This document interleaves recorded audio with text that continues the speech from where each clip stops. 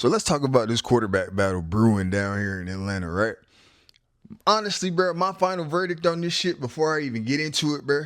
Tua Tagovailoa, honestly, is probably the perfect quarterback to fill in the gap until Michael Penix Jr. can get healthy. We can take our time, let him come back when he is absolutely 150% ready. Okay? But what I will tell you is that the upside for Michael Penix, like the ceiling for Michael Penix, is literally Matthew Stafford, bro. Any team is going to take a goddamn chance on that. Trust and believe me.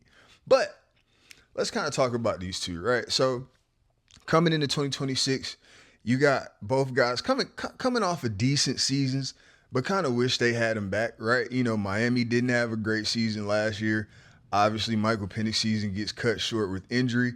So they both kind of come in with somewhat of a chip on their shoulder. I'll kind of get to that in a second, but Michael Penix, you know, obviously someone that's, you know, a young career. This will be his second season starting full time.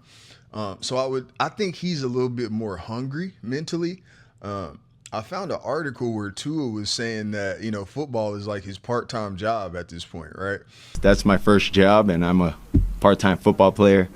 You know, I'm just glad I still get to live my dream out. I think for somebody that's, you know, 27, a first-round pick, 150 concussions, like, yeah, he probably do feel like that, you know? We know Tua done had his fair share of goddamn issues on the field, right? So, hey, I can't even honestly blame him for saying that shit. I'm gonna keep it a bean with you, bro. Like, it's a tough sport to play. You know what I'm saying? But honestly, so if you look at statistically last year, right, Tua goes 20 touchdowns, 50 interceptions, 26, 60, 68%, right? Now, a lot of that is from McDaniel's offense. You know, a lot of passes behind the line of scrimmage, at the line of scrimmage. McDaniels is a big screen guy. You know, Achane got plenty of catches out of the backfield a lot for the Dolphins last year. So I think that has a lot to do with, you know, his completion percentage. Now, one thing that we know about Tua is that the 68% matches his accuracy, right? I told you guys in the previous video that, you know, that's what made Tua a top 10 pick. Dots, right? That's what he does. Dots. Automatic dots. He don't know how to throw shit but dots. You know what I'm saying? So we know how Tua got to where he is, right? So if you look at Michael Penix, you know, obviously only played in 9 games last season, 9 touchdowns, 3 picks, 1982 total yards, 60%, right? But one stat that stuck out to me, right? Tua Tagovailoa's longest pass last season, 47 yards with Tyreek Hill on the team and Jalen Waddle. Keep that in mind, okay? Michael Penix Jr. longest pass completion, 69 yards, right? And honestly, obviously that's the difference between these two, right? One has the cannon, one throws automatic dots. That's what sets these two guys apart. Everything else is almost identical, right? Processing, left-handed. And I know Kevin Stefanski is going to have a ball calling plays. I know a lot of the time, just thinking back to when I used to play, like a lot of the times coaches used to have to change what side they wanted to run shit to because I was left-handed and maybe the other guy might have been right-handed. But having Tua and Michael Penix, you don't have to do that, right? So the offense will definitely look a lot similar. The rest of the team will get a very good look throughout the season with Tua being back there and with Tua being, you know, having a little more experience than Michael Penix, right?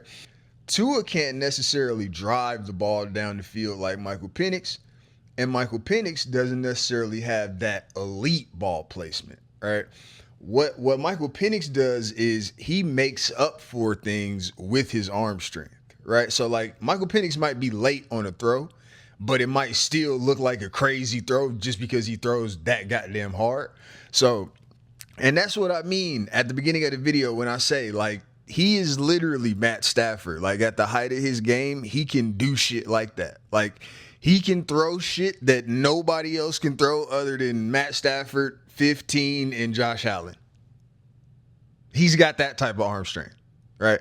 So, again, that's why I say the Falcons are going to take a chance on that, right? I know what I said about the comeback player of the year shit. Fuck that, okay?